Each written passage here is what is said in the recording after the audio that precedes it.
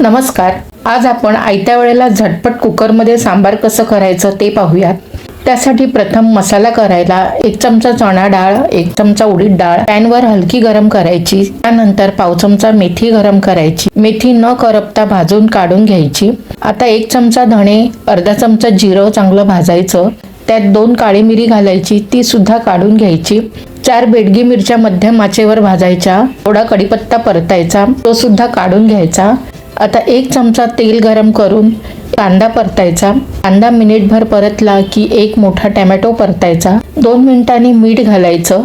1 चमचा ओलं खोबरं परतायचं. अर्ध्या मिनिटाने भाजलेला सर्व मसाला यात मिक्स करून त्यात पाव चमचा हळद घालायची आणि थंड झालं की मिक्सरमध्ये काढून त्यात चमचाभर चिंच टाकायची आणि पाणी घालून चांगलं वाटून घ्यायचं. तर वाटून ही अशी मस्त पेस्ट तयार झाली आहे.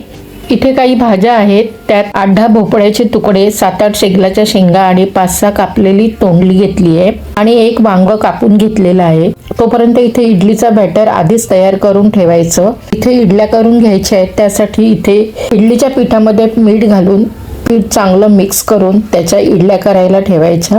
एका लहान कुकरमध्ये 2 चमचे तेल गरम करून त्यात 1 लहान चमचा राई परतायची. राई तडतडली की कढीपत्ता घालायचा. नंतर वाटलेला तयार मसाल्याचं वाटण घालून परतायचं. मसाला तेल सुटेपर्यंत परतायचा. नंतर त्यात सर्व भाज्या ॲड करायच्या. सर्व छान मिक्स करून त्यामध्ये मीठ आणि हिंग घालायचं आणि छान परतून घ्यायचं. मसाला शिजला की अर्धी वाटी शिजलेली डाळ ॲड करायची. थोडं पाणी घालून मिक्स करायचं. आता सांबार किती पातळ जाड पाहिजे त्याप्रमाणे पाणी ॲड करायचं. वर थोडंसं आवडीप्रमाणे गूळ घालायचं आणि झाकण लावून 2 शिट्टी करायची.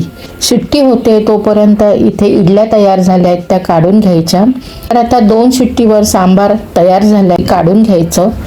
मस्त असं सांबार तयार झालंय. त्यावर आवडीप्रमाणे कोथिंबीर घालायची. ही इडली चटणी बरोबर एन्जॉय करायची किंवा डोसा भात कशाबरोबरही खाऊ शकता. असं हे झटपट कुकरमध्ये बनवलेलं सांबार तुम्ही सुद्धा एकदा ट्राय करून बघा. व्हिडिओ आवडला तर सबस्क्राईब करा. धन्यवाद.